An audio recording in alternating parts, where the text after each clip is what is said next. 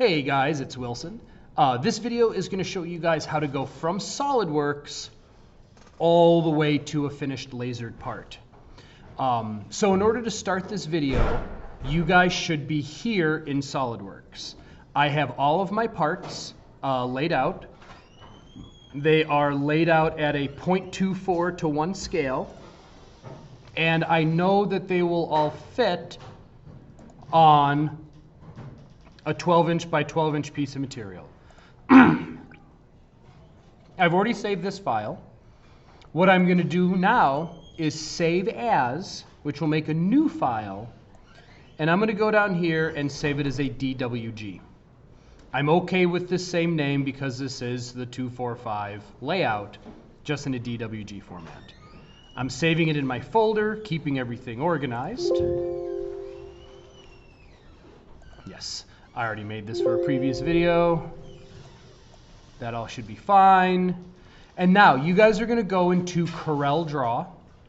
An easy way to open this on my computers is just type Corel and click here. And the first thing you do is you open up that DWG. Go ahead and make sure you scale it at 1:1.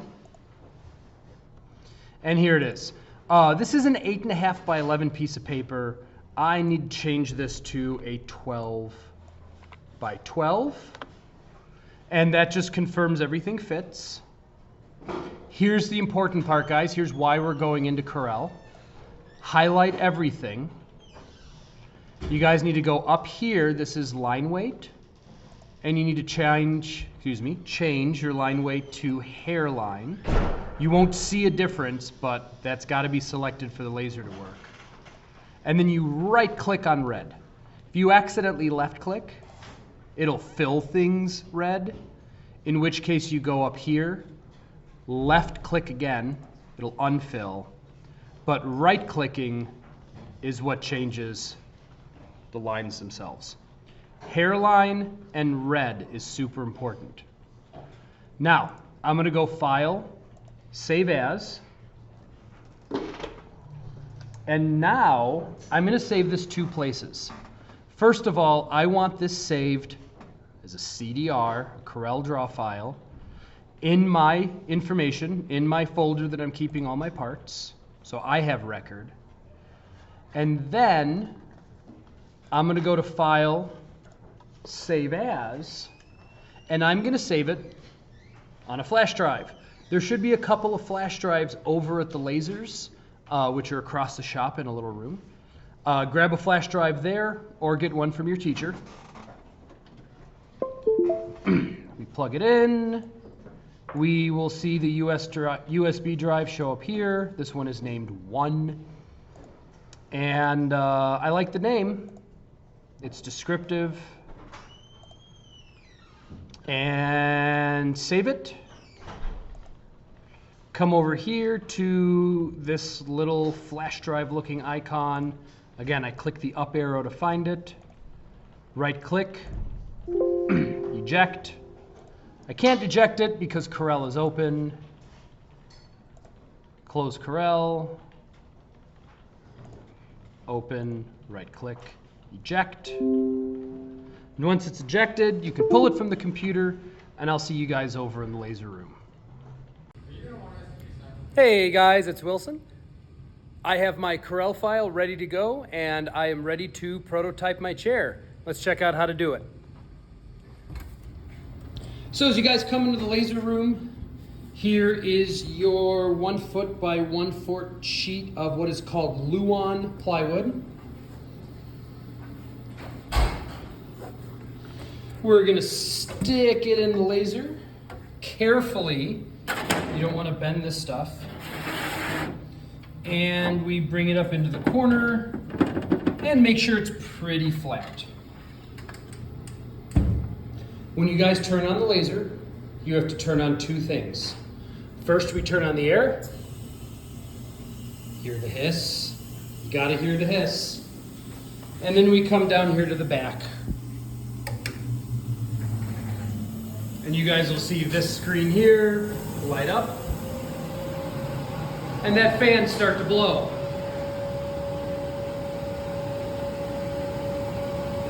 Plug in our flash drive and open up our layout.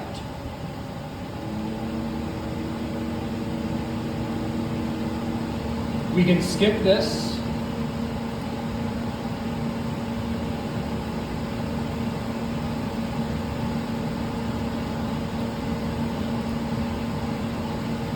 And hopefully my part will pop up here in a second. So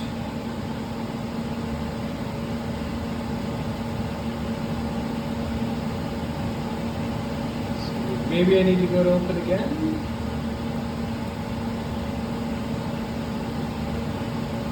Go to my flash drive and open it a second time. There we go, there's my part. All right, here's how we do it, folks. You guys are gonna go to print. Make sure this says PLS 6150D. You guys are gonna go to settings, MTHS, Luon ply. We got to put the thickness down, and I think this stuff was 0.1 should work. Let's find out. And then it's super important that we go over here and bring this up. I'll actually show you guys what happens if we don't. So I'm going to bring this down, hit apply, and OK. And then we hit print. Nothing will happen quite yet. We got to go down here to this little red arrow. We'll see the part show up here. And now I got to go to move.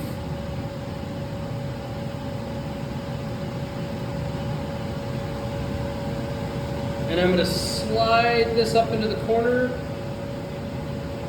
Maybe just a teeny tiny bit off the edge, because if you see here, I have lots of room.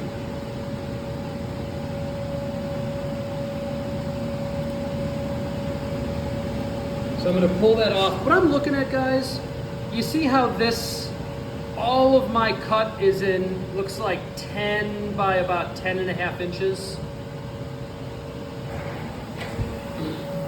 If I come over here, I see that I have wood out to 12 and almost 12 1/4. So all of my cut is going to fit in the wood. So I can pull myself a little bit off this edge.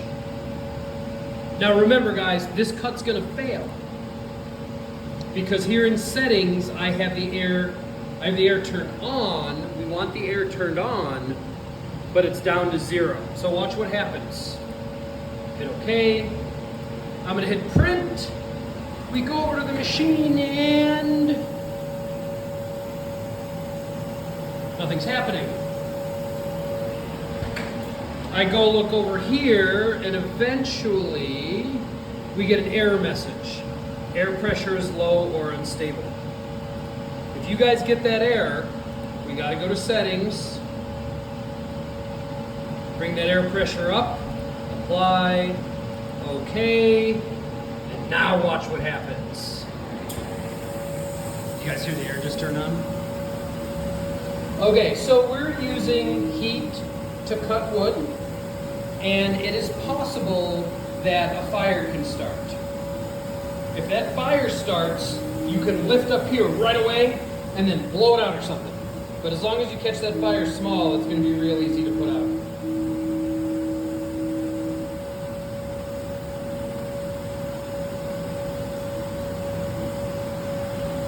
You guys should totally fast forward the video. But again, it is really important that you guys monitor your whole cut.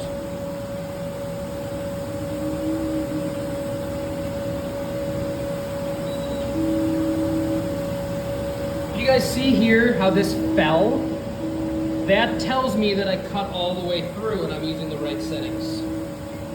And almost done. You can also see a little bit of fire popping out the bottom. I don't know if you guys saw those flashes. That's another really good sign.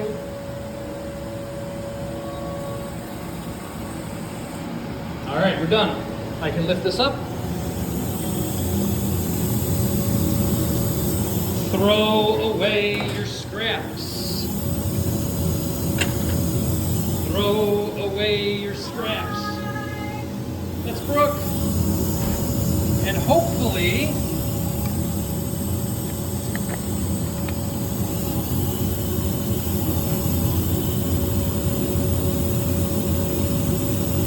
I have a table.